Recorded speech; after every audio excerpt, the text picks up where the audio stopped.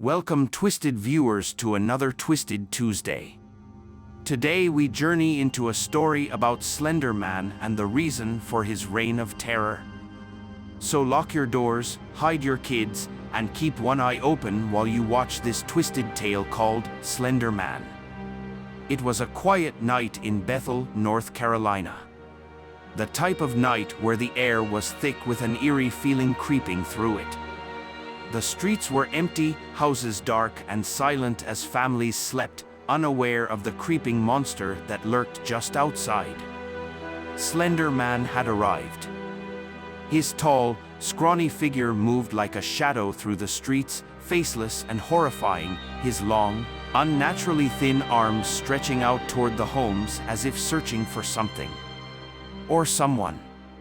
Over the years, SlenderMan had left a trail of devastation through countless small towns, and tonight, Bethel was next. No one knew why he struck, only that he left towns in ruins, families broken, and lives stolen.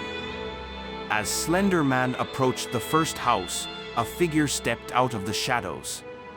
It was a man, confident and unafraid, a cigarette glowing faintly between his lips. He called himself Johnny Blaze. SlenderMan paused, caught off guard by the fearlessness in Johnny's eyes. He towered over Johnny, his faceless head tilting in curiosity. "You don't have to do this," Johnny said, his voice calm, almost casual. "Why tear through this town? What are you really after?" SlenderMan's long, thin fingers twitched, but he did not attack. There was something in Johnny's demeanor that made him pause. Maybe it was the boldness, or maybe it was something else, something familiar. "I'm looking for my child," SlenderMan finally whispered, his voice echoing like wind through hollow trees. "They took him. Scientists. They caught me off guard while I was feeding, and I've been searching every town since. They've hidden him from me, and I'll destroy everything in my path until I find him." Johnny, despite his outward calm, felt a chill creep up his spine. He had heard stories of SlenderMan's brutality, but never had he imagined that this creature was driven by such a primal need, the search for his child. "Scientists, you say?" Johnny murmured, scratching his chin. "I might have heard something about that. There's a group, a local one, that's been acting strange. Rumor has it they've found something, and they're keeping it locked away." SlenderMan turned his faceless head toward Johnny, his interest piqued. "You know where?" Johnny nodded. "I think I can help."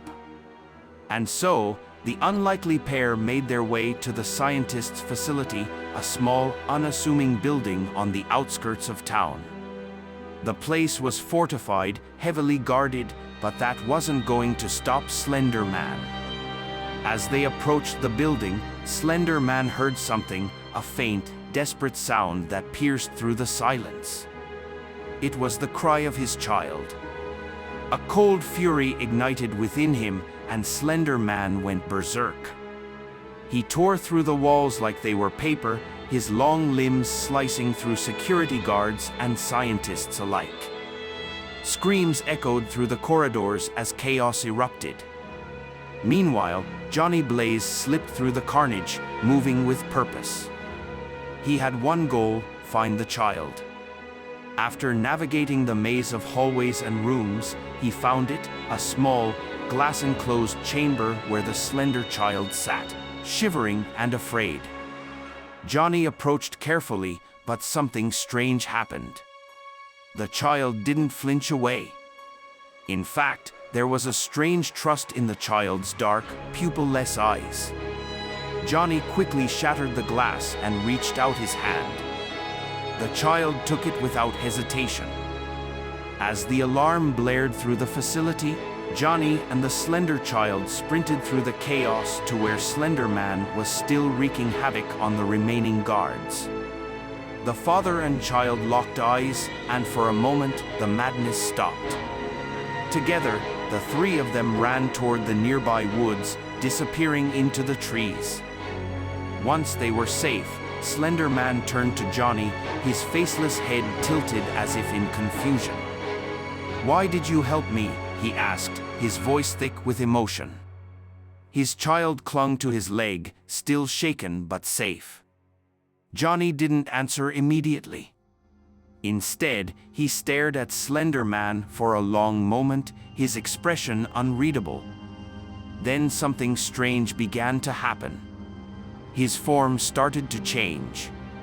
His limbs elongated, his skin became pale and smooth, his features slowly vanishing until he, too, stood as a towering, faceless figure. SlenderMan took a step back in shock, his child gripping him tightly, equally stunned. "I am half Skinwalker and half SlenderMan," Johnny explained, his voice now a deep, otherworldly tone. "I've lived among humans, disguised as one of them. It's the only way to survive. To hide. I helped you because I know what it's like to lose something important, to be hunted. Misunderstood. We are more alike than you think." SlenderMan stood in silence, his faceless gaze fixed on Johnny. After a moment, he simply nodded, as if understanding. Johnny Blaze, the man who had walked among humans by day, had revealed his true self in the dark of night. Thanks to him, the town of Bethel was spared from destruction, and SlenderMan was reunited with his child. As the trio disappeared into the woods, the town of Bethel slept on, unaware that its deadly mystery had been solved, and that Johnny Blaze, the hero they never knew, had saved them all. Thanks for watching this twisted tale called SlenderMan. Johnny Blaze saved Bethel from SlenderMan by solving its devastating mystery.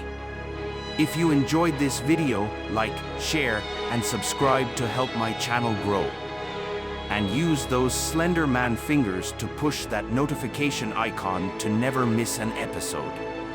And remember, sometimes good people do bad things when primal instincts kick in.